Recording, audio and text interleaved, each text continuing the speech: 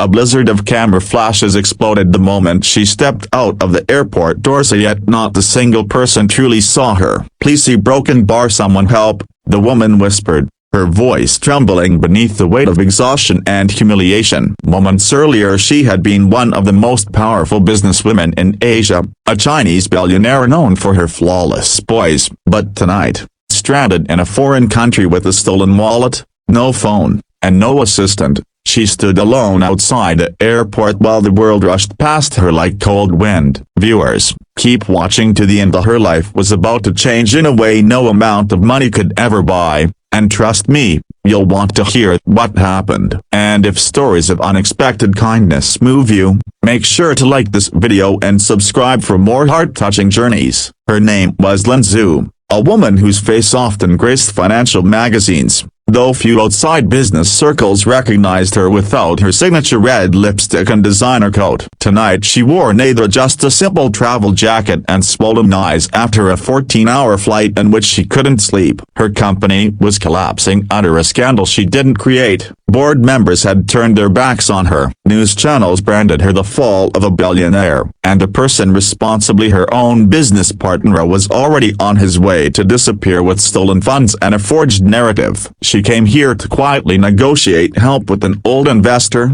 the only man who might believe her innocence. But life had a cruel sense of timing. Her wallet, passport, emergency card, and hotel confirmation were stolen at baggage claim, and her assistant, who usually handled everything, had abruptly quit that morning under pressure from scandal. Now she stood at an airport where she knew no one, unable to speak the language well enough to communicate with the staff who dismissed her as another lost traveler.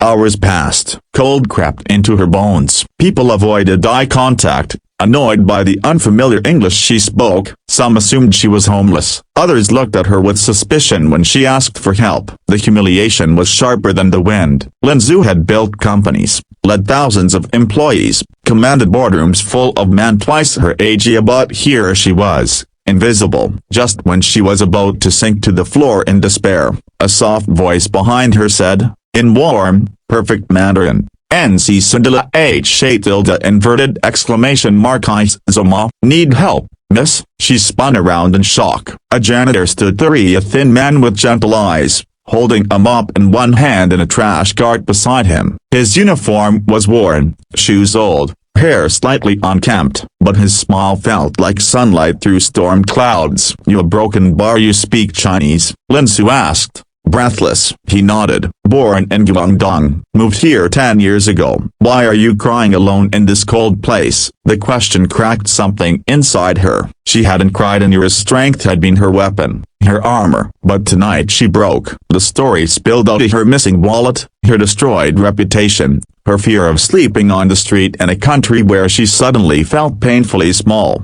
The janitor listened with the patience of a man who had learned to observe life quietly. When she finished, he didn't pity her. He didn't judge her. He simply said one sentence that felt like a lifeline thrown into an ocean. "Come, I'll help you." He guided her inside, offering his jacket when he noticed her shivering. She protested. He clearly needed it more, but he insisted, smiling. "Where I'm from, we share what we have, even if it's little." He bought her hot tea from a vending machine with the last of his coins. She held a warm paper cup as though it were a fragile blessing. His name was Jian Wu. He worked night shifts cleaning floors to support his elderly mother back home. He lived in a tiny rented room, saved every extra penny he earned, and sent it back to China. He had dreams once, he admitted shyly, dreams of studying engineering, building machines, becoming something more. But life had turned differently, and he accepted it with a humble heart. He helped her contact the Chinese embassy using his phone. He arranged temporary identification, called nearby hotels to find one that would accept her situation, and even used his bus pass to accompany her there,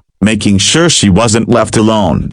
In a quiet taxi, as city lights slid across the fogged windows, Lin Zhu studied him. This man, with nothing, had given her more kindness than people surrounded by wealth ever had. When they reached the hotel, Jian prepared to leave, but she stopped him. "Please see broken bar, let me repay you." He shook his head. "Helping someone in trouble is not business." "But you worked all day. You gave me your coat. You spent your money. That's life." he said simply. Sometimes strangers are all we have. The hotel room felt too big, too quiet after he left. His words echoed in her mind through the night. She thought of her own life via meetings, luxury, power, and yet so little humanity. She remembered 2 words from her childhood that her grandmother repeated often: kindness saves. She never understood them until now. The next morning, a miracle of timing occurred. The investor she came to meet had seen news of her scandal and doubted her. But after a desperate phone call and an emotional meeting where she shared proof of her innocence,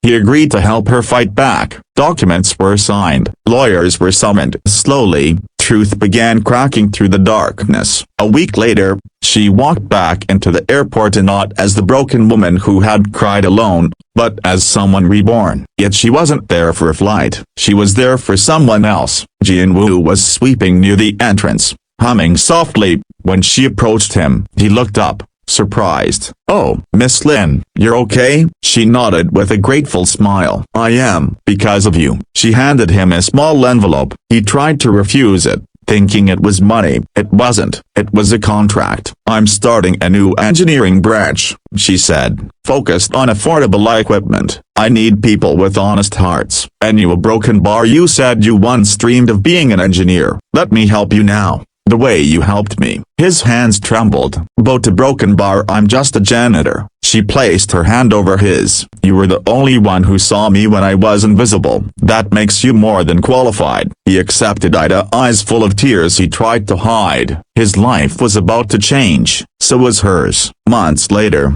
the world would hear the story of the billionaire brought to her knees and the janitor who lifted her back up. Not as a PR tactic, not as a heroic narrative, but as proof that kindness from unexpected places can rebuild lives. And in her first international interview after reclaiming her company, Lin Su ended with a message to the world, the one that now closes this story too. Never underestimate the person sweeping the floor. They might be the one who helps you rise again. If this story reaches your heart, share it, like the video, subscribe, and keep spreading kindness. It may save some just as it saved me.